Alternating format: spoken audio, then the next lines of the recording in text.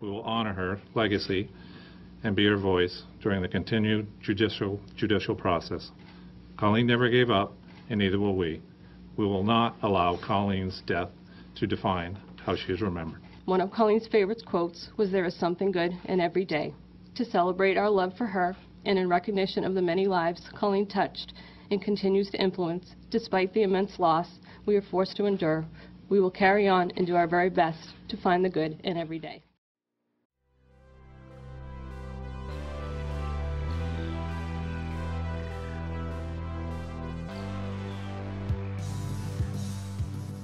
Hey everybody, my name's Tristan, and welcome back to the Mysterious Minds YouTube channel. This case is pretty disturbing and sad, and honestly I'm surprised that nobody else has made a video about it, because for a few years now it's been recommended to me here on YouTube, but I decided that I would make a video about it because this story, it absolutely deserves to be told. With that little short intro out of the way, this is the murder of Colleen Ritzer. Colleen Ritzer was born on May 13th, 1989. She was the oldest of 3 siblings, and according to a neighbor who lived next to the Ritzer family for more than 20 years, said that she was kind and gentle with a big smile. Some people spend their whole lives trying to figure out what they want to do, but thanks to her parents' love and support, Colleen was able to figure this out at a very early age. She loved helping people, so she decided that she wanted to be a teacher. After graduating from high school in 2007, she went to Assumption College to begin her teaching degree. She graduated from there in 2011, but it was there during her senior year that she really fell in love with teaching. During the student teaching phase, Colleen was asked to help tutor students who were struggling with math problems,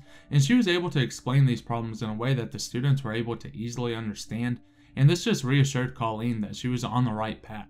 After graduating college, she got her first teaching job at Danvers High School in Danvers, Massachusetts.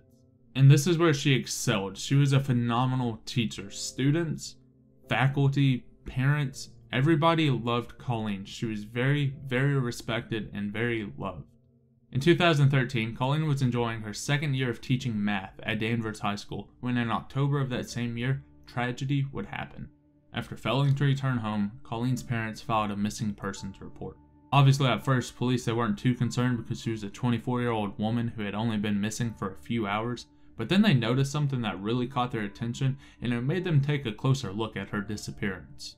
Just hours before she was reported missing, 14-year-old Danvers High School student Philip Chisholm was also reported as missing. Philip Chisholm was from Tennessee, and he had recently moved following his parents' divorce, and he was also a student of Colleen's, so police they soon started thinking that possibly Philip and Colleen had run away together. But the Ritzer family, they did not think that that's what happened. But everybody would get their answers when shortly after midnight, a police officer picked up Philip Chisholm walking down a highway. In his possession, he had his teacher, Colleen Ritzer's credit cards, a pair of her underwear, and a bloody box cutter. When questioned about these items, at first he tried saying that he found them, and then he tried saying that he broke into her car and stole them. But when he was asked where the blood on the box cutter come from, all he said was from the girl. The officer that had picked up Philip Chisholm, he actually didn't know that at this time, the naked, bloody, and mutilated body of Colleen Ritzer had already been found on the school grounds. So what happened to Colleen Ritzer? Thanks to the over 200 security cameras that are in the school, we know exactly what happened to Colleen. And while it doesn't show the murder, it is pretty disturbing. So I just wanted to warn you. On October 22nd, 2013, Colleen had stayed over at school to help students prepare for a test, and earlier that day she had caught Philip Chisholm doodling in class, and as a result she had asked him to stay over after school so that he could get his work done. Another student who was in the classroom with Philip and Colleen after school said that during this time Colleen had brought up Philip's home state of Tennessee, and this caused him to get irritated. The student said that Colleen could sense this and she changed the subject, but Philip, he was still annoyed. He was even mumbling under his breath, kind of like he was talking to himself. At around 2:15 p.m., Colleen got up and she left the classroom to go use the bathroom. And then Philip Chisholm gets up and he follows her. We see her around the corner and she waves to a passing student, and just seconds later, Philip Chisholm, he walks around the corner and he stands there and he looks around hesitantly. And it appears that he changes his mind about whatever it is that he's thinking about. But not even 5 seconds later, he comes back around the corner, and this time he has his hood over his head, and he's making his way to the bathroom that Colleen just walked into. And while he's walking there, he's putting on a pair of white gloves.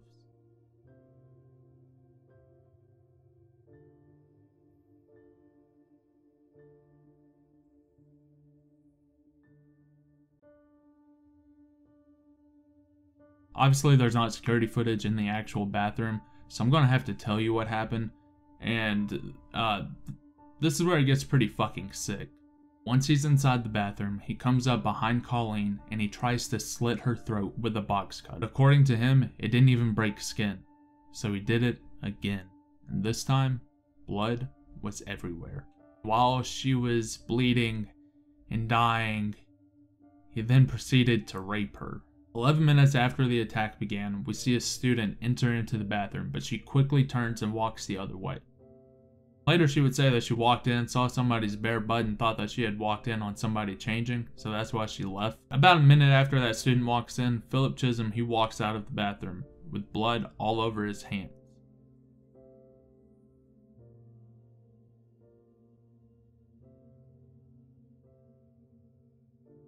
He returns a few minutes later. This time he's wearing a ski mask and he's pulling a trash can.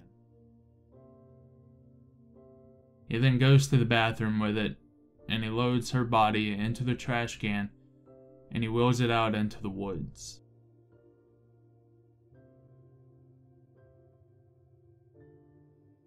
Once in the woods, he takes her body, he props it up against a tree. He then takes a tree branch and he inserts it inside of her. Next to her body, investigators found a neatly folded handwritten note that said, "I hate you all." The janitor who later found the bloody crime scene described it as a slaughterhouse. And due to a language barrier, he actually ended up having to clean up the blood. And while he was cleaning it, he said that he found a diamond earring. After killing and raping his teacher, he goes to Wendy's, where he buys some food with her credit cards. And then he goes to the movie theater and buys a ticket for Blue Jasmine, starring Woody Allen, and I don't even think that he watched the movie, he just bought it with her credit card. On December 15th, 2015, Philip Chisholm was convicted of the rape, armed robbery, and first-degree murder of his 24-year-old math teacher, Colleen Ritzer. 9 people read personal statements at his sentencing, with Colleen's dad, Tom Ritzer, being one of them. And Colleen's mom gave a 32-minute statement describing the pain caused by her daughter's death. Colleen's life matters. Colleen is not a victim, body, or the deceased as she has been described throughout this trial. She is not the slain or murdered Danvers High School teacher as always portrayed in the media. Colleen was a caring and loving young woman, full of life and a beloved teacher. Colleen had a smile that lit up her room, an infectious laugh that would instantly make others smile. One of the best adjectives to describe Colleen, both as a child and as an adult, is excitable. It is one of the things I miss the most about her. For the rape and murder of Colleen Ritzer, Philip Chisholm was sentenced to life in prison with the possibility of parole after 40 years. This sentence caused the Ritzer family to be livid. At the very least, they never wanted this monster to have the possibility of having freedom. You have the responsibility for Colleen, for our family, and for the community to put him away for the rest of his life. Even after 50 years, he could still have a life, a family, children, which cannot happen. He is pure evil, and evil can never be rehabilitated. You need to consider the safety of our family and the rest of the community as we live in fear if he ever gets out of prison. Colleen and our family will never get a second chance, and neither should he. But unfortunately for them, the Supreme Court has ruled that giving the death penalty or giving juveniles life without parole is unconstitutional. And since he was just 14 years old at the time of the crimes, their wishes could not be met. We don't really know why Philip Chisholm did what he did. Some investigators are saying that Colleen had said some sort of trigger word to him and that caused him to have some sort of psychotic break, but others say that he had to have had this plan for a while. After all, he did show up to school that day with a ski mask, multiple changes of clothes, and a box cutter. So what do you think the motive was? Was it sexual? Was it a trigger word?